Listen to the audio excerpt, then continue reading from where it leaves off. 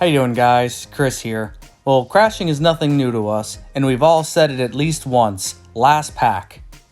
Well, I said it today. I wanted to get that last pack in before the rain, and as you can see, a couple of drops started to fall, but I didn't care. I had to get that last pack in. I had flown in a light drizzle before, and nothing had happened. I didn't think anything could go wrong. Boy, was I wrong. The thought of turning around wasn't even in my head. Let's see that again. Okay, so this is where I'm at.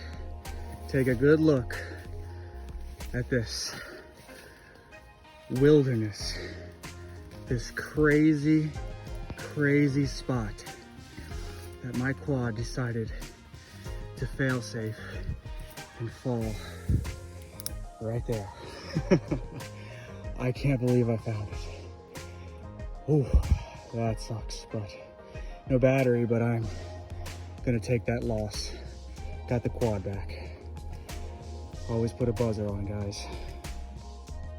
Till the next last pack. Thanks for watching, guys. Don't forget to like and subscribe.